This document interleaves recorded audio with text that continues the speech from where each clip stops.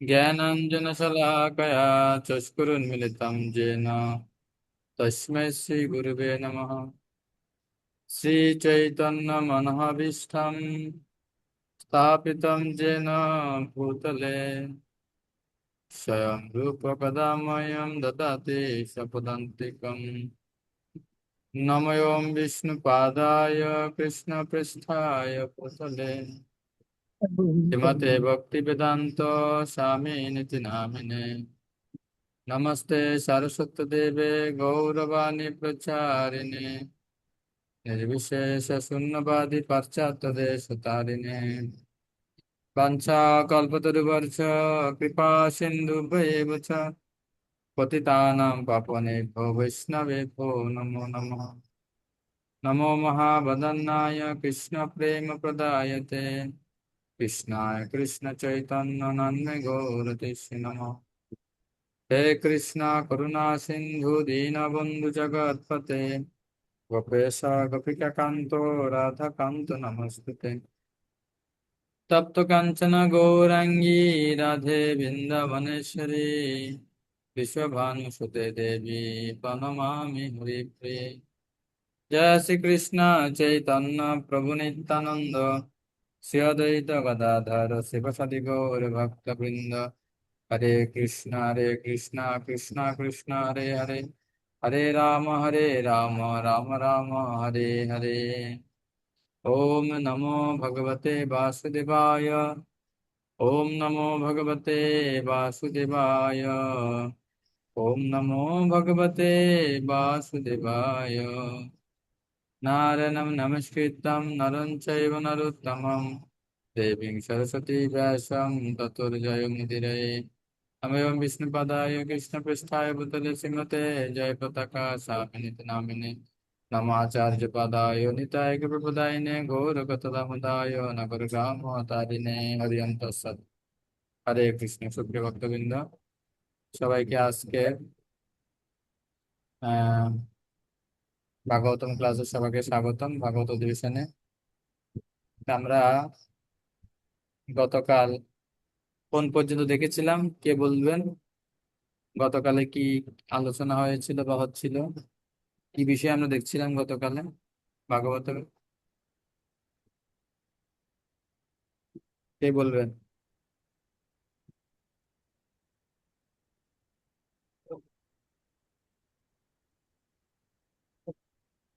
মিতা সাথে মাতাজি কালকে ছিলেন?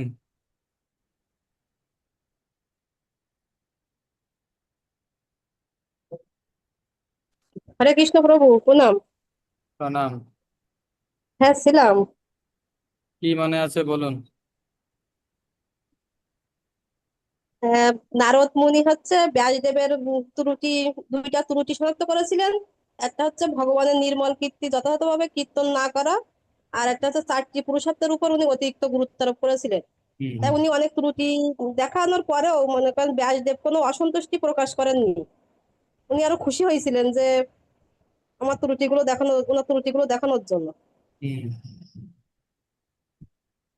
এরপরে দুই রকম সাহিত্যের কথা বলেছে না, কি কি? দুই রকম সাহিত্য, হ্যাঁ, একটা জড় সাহিত্য, একটা অপ্রাকৃত সাহিত্য। হুম। জড় সাহিত্যটা মূলত কাকের বাসক্ষেত্রের সঙ্গে তুলনা করা হয়েছিল। কাকেদের তীর্থ। কাকেদের তীর্থ, সরি। হুম। আর আর হুম, চিন্ময় সাহিত্য অপ্রাকৃতিক আধ্যাত্মিক সাহিত্য কার সাথে সাহিত্য, তুলনা করেছে, কারা সেখানে বিচরণ হংস করে? হংস হ্যাঁ, হংসরা। হংসরা, হংস সদৃশ সাধুরা। আর হম। যদি এই আধ্যাত্মিক সাহিত্য পারমার্থিক সাহিত্য যদি নির্ভুলভাবে রচিত না হয় তাহলে কি হবে? যদি নির্ভুলভাবে রচিত না হয় হম। তাহলে তাহলে আমরা অধপতিত হবো, আমরা সঠিকভাবে এই জিনিসটা জানতে পারবো না। না না, ভাগবতে কি বলছে? যদি কোনোভাবে কোনো এটা যদি নির্ভুলভাবে রচিত না হয় তাহলে জগতে বিপ্লব সৃষ্টি করবে হ্যাঁ, বিপ্লব সৃষ্টি হবে। এবং সাধুরা সেটা গ্রহণ করবে। হ্যাঁ, হ্যাঁ। সাধুরা গ্রহণ করবে, শ্রবণ করবে। কিন্তু অপ্রাকৃত সাহিত্য যদি নির্ভুলভাবে রচিত না হয় তাহলে জনসাধারণের জীবনে একটা মঙ্গল সাধন করবে। আসবে। বুঝতে পারছেন? হ্যাঁ, বুঝতে পারছি। মনে থেকে।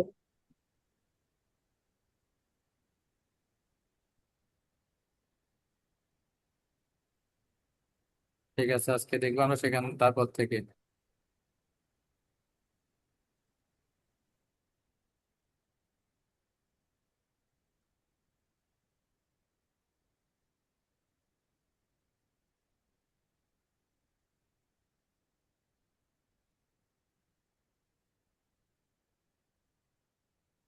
আমরা এগুলো দেখেছিলাম এই অধ্যায়ের, এই যে 12 থেকে 16 না? আমরা কালকে 14 নম্বর শ্লোক পর্যন্ত পড়েছি। ভগবান থেকে পৃথক দৃষ্টিতে বর্ণিত সবকিছু কেবল চিত্তকে উদ্বিগ্ন করে এবং উত্তেজিত করে। যেটা ভগবানের সাথে যুক্ত নয় সেরকমের যা কিছু সেটা কি করবে, শুধু আমাদের বিচলিত করবে। তারপরে 15 নম্বর শ্লোকে বলছে, জনসাধারণ স্বাভাবিকভাবে মানে ন্যাচারালি ভোগের প্রতি আসক্ত। হ্যাঁ, এবং তুমি ধর্মের নামে তাদেরকে আরো ভোগের দিকে চালিত করেছ, তাতে অনুপ্রাণিত করেছ, তাই না? মানুষ এমনি, ছোটবেলা আমাদের মায়েরা বলতো, একে তো নাচনে বুড়ু বুড়ি, আরো দিল ঢোলের বাড়ি। না, যারা নাচতে ভালোবাসে যদি ঢোলের বাড়ি পায় আরো নাচতে শুরু করবে, তাই না? অমল সর্দারপুর ঠিক বলছি? হ্যাঁ, ঠিক কিন্তু আছে অমল বন্ধু। সর্দারপুর ড্রাইভিং করে, উনি নতুন একটা গাড়ি দেখে, ইস, হাত কুসকুস করবে যদি একটু চালাতে পারতাম। তাই না? যারা টিভি দেখতে ভালোবাসে, মুভি দেখতে ভালোবাসে, সামনে যদি মুভির চ্যানেল থাকে, ও আরো কি করবে, মুভি বেশি বেশি করে দেখবে, ওয়াইফাই দিলে, নেট দিলে, ইন্টারনেট দিলে আরো মুভি বেশি করে দেখবে। মানে যে যেটার প্রতি আসক্ত সেটা যদি পায়, তাহলে কি হবে, আরো অনুপ্রাণিত সেটা করবে। তাই নারদ মুনি ব্যাসদেবকে বলছেন, তুমি ধর্মের নামে মানুষকে ভোগের প্রতি কি করেছো, আরো আসক্ত করেছো। মানে এমনি ভোগবাদী, সবাই ইন্দ্রিয় তৃপ্তি, জড়সুখ ভোগ করতে চায়, আর তুমি তাদেরকে ধর্মের নামে এই ভোগের প্রতি কি করেছো, আরো পরিচালনা করেছো, ইন্দ্রিয় তৃপ্তি বা সকাম কর্মের প্রতি পরিচালনা করেছো। দেখুন, আমরা এখন শ্লোকটা দেখবো, খুব সুন্দর শ্লোক। যুগস্ফীতম ধর্ম কৃতে অনুশাসতঃ স্বভাবরক্তস্য মহান ব্যতিক্রমঃ যদ্বাক্যতো ধর্ম ইতি তরহ স্থিত ন মন্যতে তস্য নিবারণম জনঃ। যুগস্ফীত মানে তুমি নিন্দার কাজ করেছো, ইসি ছি ছি, ব্যাসদেব তুমি এত মহান, তোমার দ্বারা এত নিন্দিত একটা কাজ হয়ে গেছে, খুবই খারাপ কাজ হয়েছে। যুগস্ফীতম, দেখুন অনুবাদে কি বলেছে, জনসাধারণ স্বাভাবিকভাবে ভোগের প্রতি আসক্ত, ধর্মের নামে তুমি তাদের তাতে আরো অনুপ্রাণিত করেছো। যেমন কেউ মাংস খেতে ভালোবাসে, বেদে বলি দেওয়ার কথা বলা আছে, তাহলে সেটা কি করবে তারা, লাইসেন্স হিসেবে গ্রহণ করে বেশি বেশি বলি দিয়ে কি করবে, দেব দেবী খুশি খুশি করার জন্য বলি দিবে, নাকি নিজে জিহ্বার আস্বাদন করার জন্য বলি দিবে, কিসের জন্য? জিহ্বার হ্যাঁ, আস্বাদন হ্যাঁ, করার জন্য বলে দিবি। জিহ্বার রস, সেই জন্য তারা কি করবে, পশু বলি দিয়ে, ধর্মের নামে পশু বলি দিয়ে কি করবে, জীব হত্যা করবে। এটা একটা উদাহরণ দিলাম। তা বিশেষভাবে নিন্দনীয় এবং অবিবেচকের মতো কাজ হয়েছে, একদম বিবেক বিবেচনার মতো কাজও নাই, মানে এখানে কি করছে, ব্যাসদেবকে একদম হাতে ধরে বকা দিচ্ছে, নিন্দার মতো কাজ হয়েছে। এবং বলে না তোমার কোনো বিবেক বলতে কিছু নাই। না, বিবেক কোথায় তোমার, অবিবেচকের মতো কাজ হয়েছে। তোমার দ্বারা এইভাবে নির্দেশিত হয়ে তারা ধর্মের নামে প্রবৃত্তি মার্গে লিপ্ত হবে এবং নিবৃত্তি মার্গ আর অনুসরণ করবে না। দুটা মার্গ আছে, একটা প্রবৃত্তি মার্গ, একটা নিবৃত্তি মার্গ। প্রবৃত্তি মানে জড় বিষয়ের প্রতি আসক্ত হয়, সেটা ভোগ করার প্রতি জড়িত হওয়া, একেবারে কি হয়, হম, ভোগে গা ভাসিয়ে প্রবৃত্তি মার্গ। আর নিবৃত্তি মার্গ হচ্ছে আস্তে আস্তে তা থেকে মুক্ত হওয়া, কমানো, ভোগ বাসনা, ভোগ বিলাস, আসক্তি এগুলো কমানো, সেটা হচ্ছে নিবৃত্তি মার্গ। ক্লিয়ার, বোঝা গেছে? হুম। হুম। দেখুন, স্বভাব রক্তস্য, স্বাভাবিকভাবে মানে অনুরক্ত, স্বভাব রক্তস্য মানে স্বভাব হচ্ছে, আর ধর্ম কিন্তু অনুশাসিত, ধর্মের নামে, ধর্মের নামে তারা কি করবে, এখানে ছিল নারদমুনি মহাভারত আদি শাস্ত্রে বর্ণিত, দেখছেন, সকাম কর্মপর বিভিন্ন বৈদিক সাহিত্য রচনা করার জন্য ছিল ব্যাসদেবকে তিরস্কার করছেন। এখানে অনেকে দেখবেন ভাগবত পড়ে না, কিন্তু মহাভারত খুঁজে। আমি অনেক মানুষকে দেখেছি ভাগবতের নাম বলতে পারে না, বলেও না, তো মহাভারত আছে একদম, মহাভারত পড়তে চায়। কেন? সেটা পরে ওরা ভোগের প্রতি একটা লাইসেন্স পাবে, কিছু পাবে, তাই না? পরিমিতা সাধু মাতাজি পড়ুন, জন্ম জন্মান্তরের, এখান থেকে পড়ুন।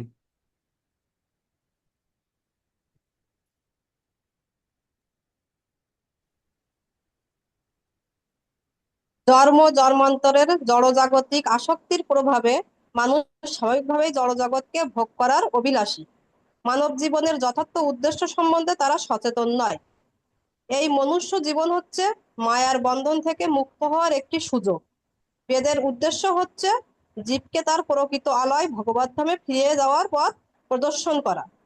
বদ্ধ জীব ভগবত বিমুখ হওয়ার ফলে 84 লক্ষ বিভিন্ন যোনিতে আবর্তিত হয়ে দণ্ডভোগ করে। মনুষ্য জীবন লাভ করার ফলে জীবের এই বদ্ধ অবস্থা থেকে মুক্ত হওয়ার একটি সুযোগ আসে, এবং তাই মনুষ্য জীবনের একমাত্র কর্তব্য হচ্ছে পরমেশ্বর ভগবানের সঙ্গে তার হারিয়ে যাওয়া সম্পর্কের পুনঃপ্রতিষ্ঠা করা। এই অবস্থায় ধর্ম অনুষ্ঠানের নামে ইন্দ্রিয় সুখ ভোগের পরিকল্পনায় কখনোই তাদের অনুপ্রাণিত করা উচিত নয়। মানব জীবনের এই সম্ভাবনা ব্যাহত হবে। ব্যাহত হলে সমস্ত সমাজ ব্যবস্থা বিকৃত হয়ে যায়। শ্রীল ব্যাসদেব হচ্ছেন মহাভারত আদি সাহিত্যের আচার্য, এবং তিনি যদি মানুষকে ইন্দ্রিয় সুখভোগে অনুপ্রাণিত করেন, তাহলে পারমাত্মিক প্রগতির পথে তা এক মস্ত বড় প্রতিবন্ধক হয়ে দাঁড়াবে।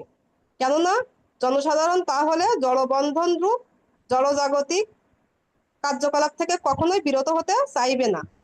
হুম। একসময় মানুষ যখন ধর্মের নামে যজ্ঞে অসংখ্য পশু বলি দেওয়া শুরু করেছিল, তখন ভগবান বুদ্ধদেব রূপে আবির্ভূত হয়ে ধর্মের নামে এই পশু বলি বন্ধ করার জন্য মানুষকে বেদ বিমুখ করেছিলেন। নারদ মুনি তার দিব্য দৃষ্টিতে দর্শন করেছিলেন, এবং তাই সেই ধরনের সাহিত্যের তিনি নিন্দা করেছিলেন। মাংসাহারী মাংসাহারী মানুষেরা এখনো ধর্মের নামে বিভিন্ন দেবদেবীর কাছে পশু বলি দেয়, কেননা কোনো কোনো কোনো বৈদিক সাহিত্যে বিধিবদ্ধভাবে পশু বলির নির্দেশ দেওয়া হয়েছে। এই সমস্ত নির্দেশের মুখ্য উদ্দেশ্য হচ্ছে মাংস আহার থেকে মানুষকে নিবৃত করা। কিন্তু কালক্রমে এই উদ্দেশ্যের কথা মানুষ বিস্মৃত হয়েছে, এবং তাই আজ সারা পৃথিবী জুড়ে অসংখ্য কসাইখানা গড়ে উঠেছে। তার কারণ হচ্ছে জড়বাদী মূর্খ মানুষেরা বৈদিক বিধি বিশ্লেষণে সক্ষম মানুষদের কথা শুনতে চায় না। বুঝা গেল যেটা বলেছিলাম, যে হ্যাঁ। পশু বলি দেওয়ার নির্দেশ দেওয়া হয়েছে মানুষকে নিয়ন্ত্রিত করার জন্য। ঠিক আছে, তোমরা মাংস খেতে চাও, তো মাংস খেতে হলে তোমাকে যজ্ঞ করতে হবে, যজ্ঞের মধ্যে আয়োজন করতে হবে, অনেক পূজা টুজা করে তারপরে, যাতে সে নিয়ন্ত্রিত হয় অবাধে, মানে ইচ্ছা করলে যেন পশু হত্যা করে খেতে না পারে। কিন্তু সেটার নাম করে মানুষ এখন কি করছে, শুধু পশু বলি দিয়ে খাচ্ছে। যেমন মদের দোকানে লাইসেন্স নিতে হয়, আর এর উদ্দেশ্য কি না, যত্র তত্র যেন মদ বিক্রি না হয়। লাইসেন্স নেওয়ার উদ্দেশ্য হচ্ছে কি, মানুষ যেন কন্ট্রোলে আসে, তাই না? যেমন বন্দুক বা মানে কি বলে, আমরা বলি কি, বন্দুক বলি, তাই না? হম, রিভলভার।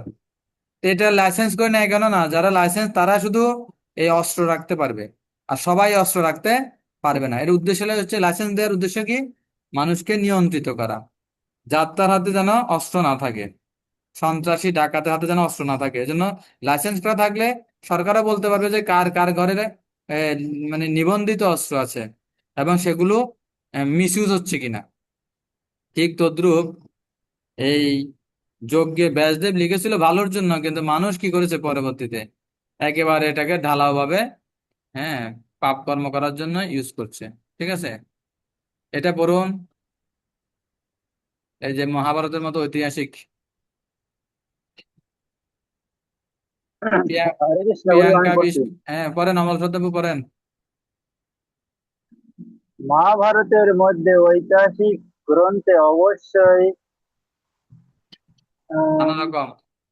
অবশ্যই নানা রকম জড় বিষয়ের সাথে পারমার্থিক বিষয়ের আলোচনা করা হয়েছে। মহাভারতে ভগবত গীতা রয়েছে। সম্পূর্ণ মহাভারতের মূল উদ্দেশ্য হচ্ছে ভগবত গীতার চরম উদ্দেশ্য সর্বধর্মান পরিত্যাজ্য মাম একম শরণম ব্রজ, অর্থাৎ অন্য সব ধর্ম পরিত্যাগ করে কেবল ভগবানের শরণ গ্রহণ করা হচ্ছে হচ্ছে জীবনের একমাত্র উদ্দেশ্য। কিন্তু বিষয়াসক্ত মানুষেরা মহাভারতের এই মূল বিষয় ভগবত গীতার থেকে রাজনীতি, অর্থনীতি এবং জনসাধারণের প্রতি অধিক আকৃষ্ট।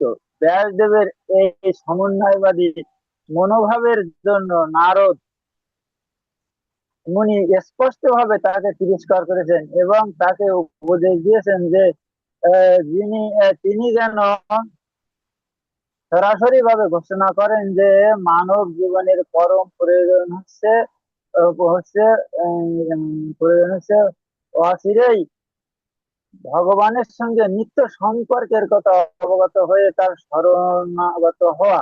ঠিক আছে, হরি বল। তো এবং দেখুন, এখানে প্রবাদ কি বলছে, মহাভারতের মধ্যে ভালো জিনিস আছে কি, গীতা। তো গীতার অন্তিম উপদেশটা কি, সর্বধর্মান পরিত্যাজ্য। তো যদি মহাভারতের প্রতি আকৃষ্ট হয়, সেখান থেকে কি গ্রহণ করা উচিত? সর্বধর্মান পরিত্যাজ্য মামেকং শরণং ব্রজ, ভগবানের ভক্ত হওয়া। কিন্তু মানুষ সেটা না করে ওই রাজনীতি, অর্থনীতি, গল্প, সব মানব সেবা, জনসেবা, এগুলোর প্রতি আকৃষ্ট হয়ে যাচ্ছে। তাই ব্যাসদেবের এই যে সমন্বয়বাদী, আগের বার বলছে সর্বেশ্বরবাদ, এখন হচ্ছে সমন্বয়বাদ। সর্বেশ্বরবাদ মানে হচ্ছে, হ্যাঁ, এক দেব দেবীর পূজা করলে ভগবানের পূজা হয়ে যাচ্ছে, এরকম যারা মনে করে সর্বেশ্বরবাদ, সবকিছু এক। আর সমন্বয়বাদী মানে কি, হ্যাঁ, স্যাক্রিফাইস, অ্যাডজাস্ট করা, হ্যাঁ ঠিক আছে, ধর্মের নামে অ্যাডজাস্ট করতেছি, তো এটা নিন্দা করেছে। এই লাস্টেরটা গিয়ে পড়বে, সুমিত্রা মাতাজি পড়ুন, রোগগ্রস্ত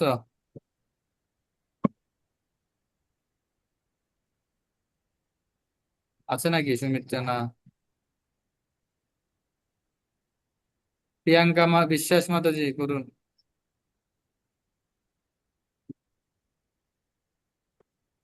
প্রিয়াঙ্কা হরে বিশ্বাস। কৃষ্ণ প্রভু প্রণাম। হুম। রোগগ্রস্ত মানুষের স্বাভাবিক রোগগ্রস্ত মানুষের স্বাভাবিক প্রবণতা হচ্ছে নিষিদ্ধ খাদ্য আহার করা। সুদক্ষ চিকিৎসক কখনোই রোগীকে তার ইচ্ছামতো আহার করতে দেওয়ার প্রবণতার সঙ্গে আপোষ মীমাংসা করেন না। ভগবদ্গীতাতে বলা হয়েছে যে যে মানুষ সকাম কর্মের প্রতি আসক্ত তাকে তার বৃত্তি থেকে নিরুৎসাহ করা উচিত নয়, কেননা ধীরে ধীরে সে আত্মজ্ঞানের স্তরে উন্নীত হতে পারে।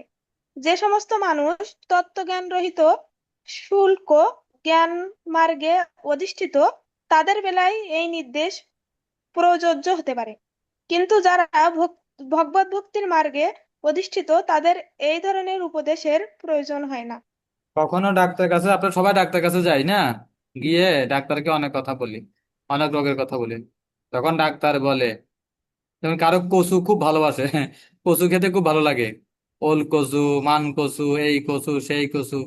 তো কচু খেতে খেতে তার কি হয়ে গেছে, অ্যালার্জি হয়ে গেছে। এখন ডাক্তার কাছে গিয়ে বলছে, ডাক্তার মশাই, আমার না রোগটা ভালো করে দেন, কিন্তু যেন আমাকে কচু খেতে মানা করবেন না প্লিজ। তাহলে ডাক্তার কি বলবে, ঠিক আছে কচুও খাও, ওষুধও খাও, না, কখনো আপোষ করবে না। হ্যাঁ, কোনো বাচ্চার দাঁতে কি হয়ে গেছে, একদম দাঁত পোকা হয়ে গেছে সব, কেন? লজেন্স খেতে খেতে, মিষ্টি খেতে খেতে। এখন তো ডাক্তার যদি বলে লজেন্সও খাও, ওষুধও দিলাম, তাহলে কাজ করবে? ঠিক তদ্রুপ হ্যাঁ, এই, হ্যাঁ, আমাদের স্বাভাবিক প্রবণতা হচ্ছে কি, পাপ করা। টেন্ডেন্সি হচ্ছে আমরা পাপ করি জন্ম থেকে। অখাদ্য, কুখাদ্য, আমিষা, দ্রুতক্রিয়া, অবৈধ সঙ্গ, আসব, পান, এই 4টা পাপ কর্ম আমরা অহরহ, আমাদের স্বাভাবিক প্রবণতা। তো ব্যাসদেব এই ধর্মের নামে বেদের মধ্যে সেগুলো লেখার কারণে মানুষ কি করেছে, সেগুলোকে গ্রহণ করছে। ঠিক আছে, এখন আমরা 16 থেকে পরবর্তী যে সেকশনটা, সেটা কি আলোচনা আছে দেখবো।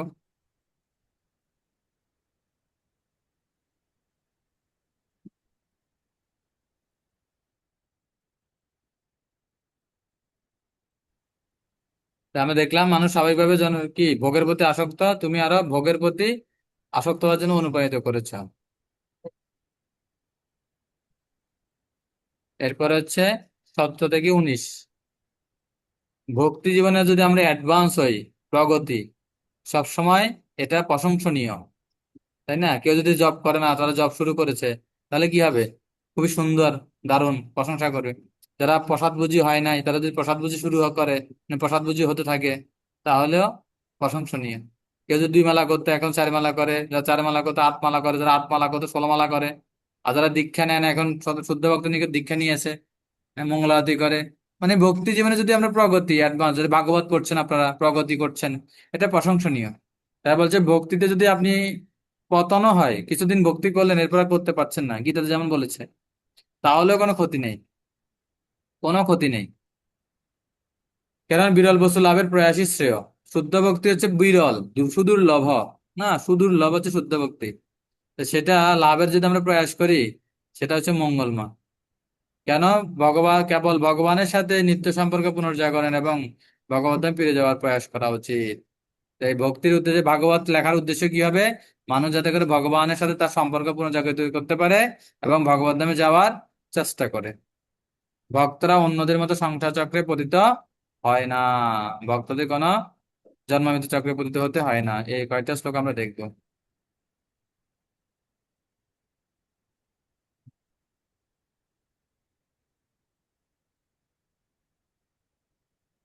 এখানে প্রত্যেকটা শ্লোকই ইম্পর্টেন্ট এই অধ্যায়ে। মানে ব্যাসদেবকে নারদ মুনি যে শিখিয়ে দিচ্ছে, দেখুন। 16 নম্বর শ্লোক অনুবাদটা পড়বো শুধু। পরমেশ্বর ভগবান অসীম, যারা সুখের বাসনা থেকে বিরত অত্যন্ত বিচক্ষণ ব্যক্তিরাই কেবল এই পারমার্থিক তত্ত্বজ্ঞান উপলব্ধি করার যোগ্য। তাই যারা জড় বিষয়াসক্তির বলে এই স্তরে অধিষ্ঠিত হতে পারেনি, তোমার মতো মহৎ আশয় সম্পন্ন ব্যক্তির কর্তব্য হচ্ছে পরমেশ্বর ভগবানের অপ্রাকৃত লীলা বিলাসের কাহিনী বর্ণনা করার মাধ্যমে তাদের পথ প্রদর্শন করা। তাই ব্যাসদেব, তুমি তো সাধু, সাধুর কাজ কি? মানুষকে এই ভগবানের কথা, ভগবান লীলাবিলাসের কথা বর্ণনা করে তাদের পথ প্রদর্শন করানো উচিত। যেমন আগামীকাল থেকে মনে হয় ঝুলন যাত্রা শুরু, আগামীকাল থেকে না? ঝুলন যাত্রা, ভগবানের অপাকৃত সুইং ফেস্টিভ্যাল, ঝুলন লীলা শুরু হবে। সেই রাধা কৃষ্ণের দিব্য যে লীলা বৃন্দাবনের শুদ্ধ ভক্তের শ্রীমুখ থেকে শোনার মাধ্যমে আমাদের হৃদয়ের জড়জাগতিক কামনা বাসনার যে রোগ, হৃদরোগ, সেই হৃদরোগটা কি হয়? দূর হয়ে যায়। বুঝা গেল? এই দেখবেন ছোট মায়ের, ছোট বাচ্চা, ছোটকালে বাচ্চারা যখন কি হয়, এই উম কান্না করে বাচ্চারা, মায়েরা দোলনাতে দুলায়, তাই না? দোল খাওয়াইলে কি হয়? বাচ্চা আস্তে আস্তে কি হয়? অনেক দেখেন ধনী লোকের ছাদের মধ্যে দোলনা, দোলনা করা আছে, বসে একটু দুলে। তা দোলনার একটা ভালো কি আছে, কি নেগেটিভ চিন্তা থাকলেও মনটা পজিটিভ হয়ে যায় আস্তে আস্তে দুলতে থাকলে। তো দোলনা, সুইং ফেস্টিভ্যাল, মানে ঝুলন লীলা অত্যন্ত মধুর লীলা বৃন্দাবনের।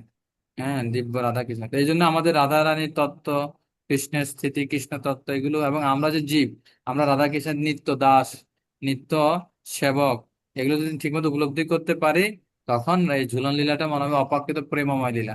নাহলে মনে হবে ও জাগতিক একটা ছেলে একটা মেয়ের প্রতি যেমন কামনা বাসনা, হ্যাঁ, ভোগ বাসনা, সেরকম মনে হবে। তখন আমরা এটা আরো অপরাধ করবো। তো সেজন্য শুদ্ধ ভক্তির মুখ থেকে শ্রবণ করা উচিত ঝুলন লীলা। তাই এটা শেষ করি। নারদ মুনি ছিল ব্যাসদেবকে নির্দেশ দিয়েছেন সরাসরি ভাবে ভগবানের অপ্রাকৃত লীলা বিষয়ে কাহিনী বর্ণনা করতে। সেই বিজ্ঞানে ছিল ব্যাসদেব অত্যন্ত পারদর্শী। তিনি যারা ইন্দ্রিয় সুখভোগের প্রতি অনাসক্ত, তাই তা বর্ণনা করতে তিনি হচ্ছেন যথার্থ যোগ্য ব্যক্তি। ছিল ব্যাসদেবের পুত্র সুখদেব গোস্বামী হচ্ছেন তার আদর্শ গ্রহীতা। তাই বোঝা গেল, যেমন যারা ইন্দ্রিয় সুখভোগের প্রতি আসক্ত রহিত, অনাসক্ত, মানে ছিল প্রবাদের মতো, আমরা আমাদের গুরুবর্গদের মতো শুদ্ধ ভক্তদের কাছ থেকে যদি আমরা শ্রবণ করি এরকম, এই তাৎপর্য মানে প্রবাদ লিখেছেন, আমরা প্রবাদের সঙ্গ করছি এখন, তাহলে এর কারণেই আমাদের কি হবে? মঙ্গল হবে। এজন্য যাত্রার মুখ থেকে শ্রবণ না করে শুদ্ধ ভক্তের মুখ থেকে শ্রবণ করা উচিত। দেখুন, শ্রীমদ্ ভাগবত হচ্ছে সর্বশ্রেষ্ঠ ভগবত তত্ত্ব বিজ্ঞান। তাই বিশ্বাসক্ত জনসাধারণের হৃদয়ে তা ওষুধের মতো কার্যকর, ওষুধ। হ্যাঁ, হৃদয়ে যত রোগ আছে সব চলে যাবে। যেহেতু এ শাস্ত্রে পরমেশ্বর ভগবানের অপ্রাকৃত লীলা বিষয়ের কাহিনী বর্ণিত হয়েছে, তাই তা পরমেশ্বর ভগবান থেকে অভিন্ন। এই গ্রন্থটি হচ্ছে শব্দরূপে ভগবানের অবতার, ব্যাংময় বিগ্রহ। তাৎপর্য অনেক লিখেছেন সুন্দর প্রকার। ঠিক আছে। 17 নম্বর শ্লোক খুব সুন্দর। তক্তা সধর্মম শরণম ভুজম হরে ভজন পক্কত পতে তত যদি যত্র কবাভদ্রমভূতমিষ্যকি কোবার্তাপ্তবজতাম সদর্মতঃ। ওই যে পতনে কোনো ক্ষতি নাই। ভগবানের প্রেমময়ী সেবায় যুক্ত হওয়ার জন্য যিনি জাগতিক কর্তব্য পরিত্যাগ করেছে, অপক্ষ অবস্থায় যদি কোনো কারণে তার পতন হয়, তবুও তার ফল বিফল হওয়ার কোনো সম্ভাবনা থাকে না। পক্ষান্তরে অভক্ত যদি সর্বতভাবে নৈমিত্তিক ধর্ম অনুষ্ঠানে যুক্ত হয়, তবুও তাতে তার কোনো লাভ হয় না। ঠিক আছে? যদি অভক্ত অনেক কিছু করছে, একদম নৈমিত্তিক সমস্ত ধর্ম অনুষ্ঠান, পিতৃধর্ম, মাতৃধর্ম, সমাজ ধর্ম, দেশ ধর্ম, সবকিছু করছে, স্ত্রী ধর্ম, পুত্র সন্তান ধর্ম, সন্তান ধর্ম, সবকিছু করছে, গৃহ ধর্ম, পরিবার ধর্ম, শ্বশুর বাড়ি ধর্ম, সব করছে, কিন্তু ভক্তি করছে না, তাহলে কি লাভ? আর যে এগুলো ঠিক মতো করতে পারছে না, করে নাই, কিন্তু ভগবানের ভক্তি করছে, কোনো কারণে ভক্তি করতে ভক্তি আবার বন্ধ হয়ে গেছে, পতন হয়ে গেছে, বলছে তার কোনো ক্ষতি নেই। দেখুন, এই যেখানে তাৎপর্য লিখছে, মানুষের অসংখ্য কর্তব্য রয়েছে।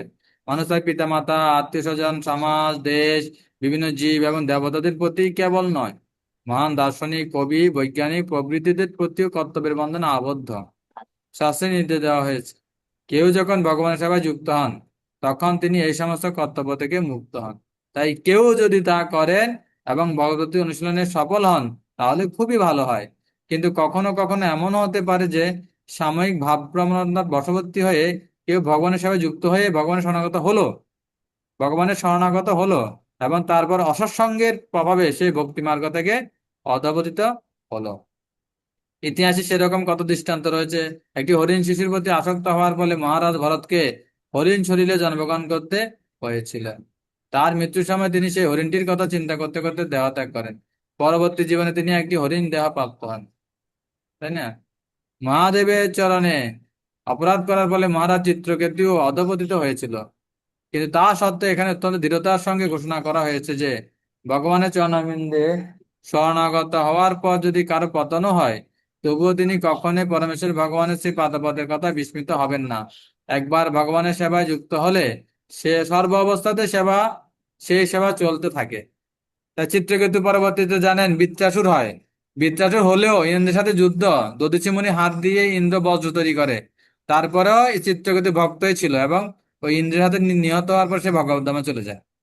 সেখানেও সে ভক্তির কথা, ভগবানের কথা ভুলে যায় নাই। ভরত মহারাজ, তিনি জরাভরত হয়েছিল, হরিণ থেকে পরে জরাভরত হয়েছিল, তারপরে তিনি ভগবদ্ধামে গিয়েছেন। এরকম শাস্ত্রে অনেক দৃষ্টান্ত আছে যে অনেক সময় অনেকে আছে হরিনাম করে কিছুদিন, তারপর হরিনাম করে না, ছেড়ে দেয়। খুব সাউন্ড আসছে কি? তো এইভাবে অনেকে দেখবেন, হ্যাঁ, জব করে, একাদশী করে, আবার করে না, ছেড়ে দিয়েছে। কিছুদিন নিরামিষ খেয়েছে, প্রসাদ বর্জন করেছে, প্রসাদ ত্যাগ করে দিয়েছে। এরকম অনেক আছে, হয়। বলছে না, সেগুলো তাকে রক্ষা করবে। দেখুন, অজামিল, ইতিহাসে তার একটি নাম হচ্ছে অজামিল। অজামিল তার প্রথম জীবনে ভক্ত ছিল, কিন্তু যৌবনে তার পতন হয়, কিন্তু তবুও অন্তিম সময়ে ভগবান তাকে রক্ষা করেন। ঠিক আছে? এই 18 নম্বর শ্লোক আমার অত্যন্ত একটা প্রিয় শ্লোক। 18 নম্বর শ্লোক খুব দারুণ। তস্যৈব হেতো প্রয়তে তো কোবিদ ন লভ্যতে যদ্ভ্রমতামুপর্যদঃ তৎলভ্যতে দুঃখবদন্যত্ত সুখম কালেন সর্বত্র গভীরং হাসা। খুব সুন্দর শ্লোক। যে সমস্ত মানুষ যথার্থই বুদ্ধিমান এবং পারমার্থিক বিষয়ে উৎসাহী, আপনাদের মতো, আপনারা যেমন পারমার্থিক বিষয়ে উৎসাহী, প্রতিদিন সন্ধ্যায় ক্লাস করার জন্য বসে যাচ্ছেন, তাদের কর্তব্য হচ্ছে সেই চরম লক্ষ্যে উপনীত হওয়ার জন্য প্রয়াস করা। কি করা? এই ভক্তি, ভগবানের ভক্তি, প্রেম ভক্তি লাভ করার জন্য চেষ্টা করা। বাধা আসবে, সমস্যা থাকবে, তারপর মঙ্গলারতি উঠা, মঙ্গলারতি করা, জপ ষোলমালা শেষ করা, প্রসাদ খাওয়া, এই ভাগবত শোনা, সাধু সঙ্গ করা, হ্যাঁ, শ্রবণ করা, কীর্তন করা, এটা হচ্ছে প্রয়াস করা। যা এই ব্রহ্মাণ্ডের সর্বোচ্চ লোক, ব্রহ্মলোক থেকে শুরু করে সর্বনিম্ন লোক, পাতাল লোক পর্যন্ত ভ্রমণ করে লাভ করা যায় না। এই যে ভাগবত শুনছেন, ভাগবত ক্লাস করছেন, এটা একদম ব্রহ্মলোক থেকে শুরু করে পাতাল লোক পর্যন্ত কি হবে না, পাওয়া নাও যেতে পারে।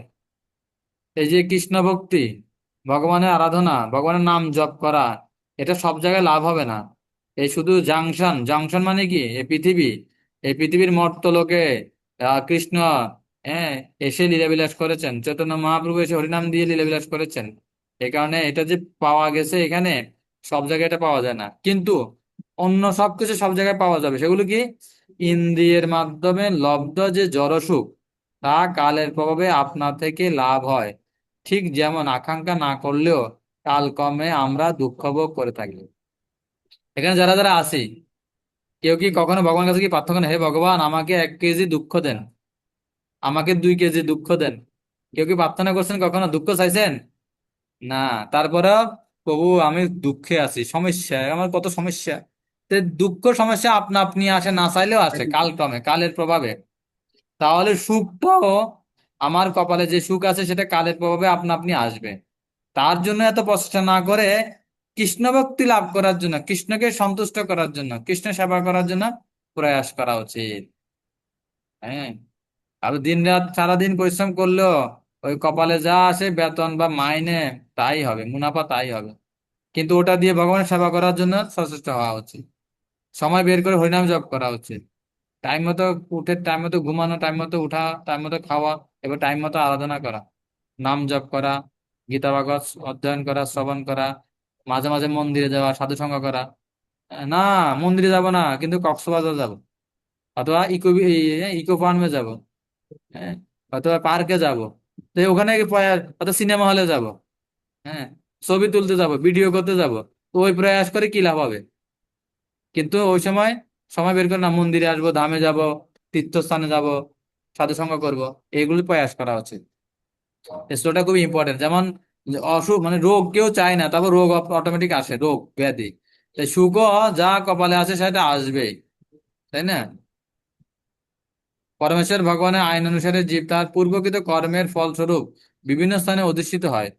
শাস্ত্র নির্দেশিত সৎকর্মের প্রভাবে কেবল উচ্চকুলে জন্ম হয়, ঐশ্বর্য লাভ হয় এবং দৈহিক সৌন্দর্য লাভ হয়।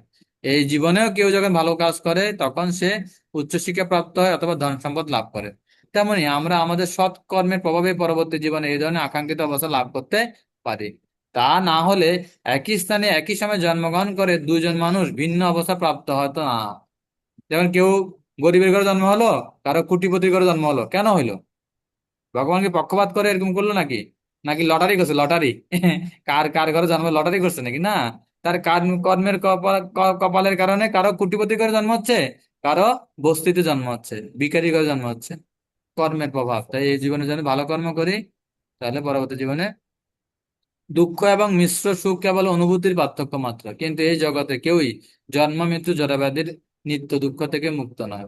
এবার কোটিপতির ঘরে জন্ম হলেও তার জন্মের দুঃখ আছে, জরা বৃদ্ধের ব্যাধি, রোগ ব্যাধি, দুঃখ এবং মৃত্যু হবেই, তাই না? তেমনি সকলে আবার বরাদ্দ অনুসারে সুখও লাভ হয়ে থাকে। ব্যক্তিগত প্রচেষ্টার মাধ্যমে বেশি বা কম সুখ লাভ করা যায় না, তা লাভ হলেও আবার চলে যায়।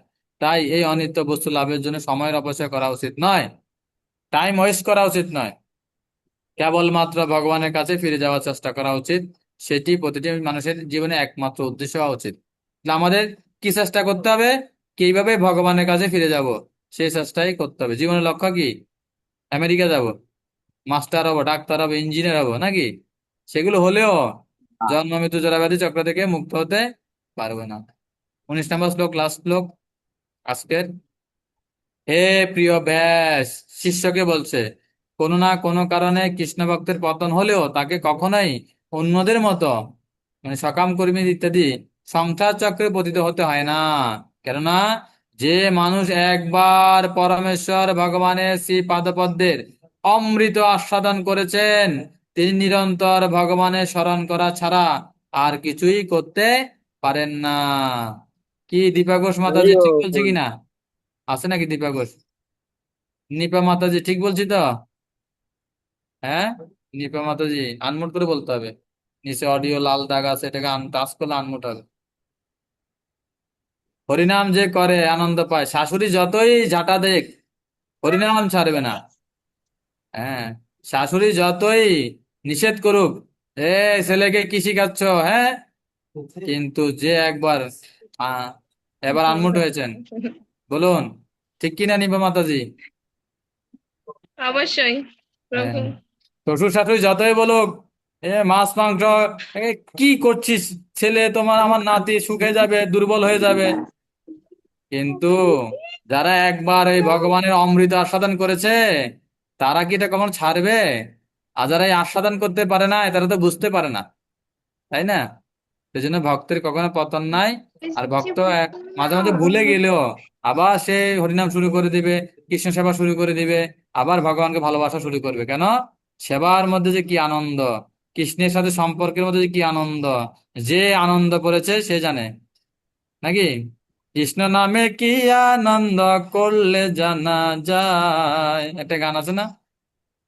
হ্যাঁ, কৃষ্ণ নামে কি আনন্দ, যে করেছে সে বুঝেছে, অন্যের বুঝা বড় দায়। কৃষ্ণ নামে কি আনন্দ ডুবলে জানা যায়, তা নামের মধ্যে ডুবে যেতে হবে। ঠিক আছে, সবাইকে ধন্যবাদ। হরে কৃষ্ণ হরে কৃষ্ণ, কৃষ্ণ কৃষ্ণ হরে হরে, হরে রাম রাম রাম হরে হরে। জয় হরে রাধে। কৃষ্ণ। প্রণাম প্রভু চরণে। প্রণাম মাতাজি, হরে কৃষ্ণ। আমাকে তো ষোলকে মেলা সমস্যা প্রভু, কি করে আরো এই কুইজ ওই শ্লোক প্রতিযোগিতা উচ্চারণ করতে না পারলে লিখিত অনুবাদ হবে করবেন, নাকি? সমস্যা নাই, অনুবাদ বললে হবে। কমলপুর শ্রীমদ ভাগবতম কি জয়, জগত শিল প্রপাত কি জয়, উপস্থিত গৌর ভক্তবৃন্দ কি জয়। আগামীকাল ঝুলন যাত্রা, যাদের সামর্থ্য আছে সুযোগ আছে মন্দিরে গিয়ে ঝুলন করবেন অথবা ঘরে ভগবানকে ঝুলাবেন। আর একদিন হলেও পারলে ধামে আসবেন, যাদের সুযোগ আছে ধামে এসে ভগবান রাধা গোবিন্দ রাধা মদন মোহনকে ঝুলাবেন, অথবা নিকটস্থ ইস্কন মন্দিরে গিয়ে ভগবানের ঝুলন লীলাতে অংশগ্রহণ করবেন।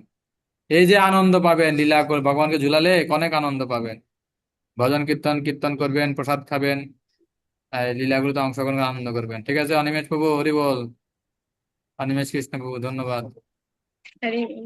এখন ক্লাস শেষ হয়ে যাবে। হরে কৃষ্ণ। হরে কৃষ্ণ। তো কালকে থেকে ঝুলন লীলা আমরা দেখবো, কালকে থেকে একটু ঝুলন ঝুলন লীলা আলোচনা করতে পারি কিনা, ভগবানের ঝুলন লীলা আলোচনা করবো। ঠিক আছে। হরে সেটাই ভালো হবে প্রভু।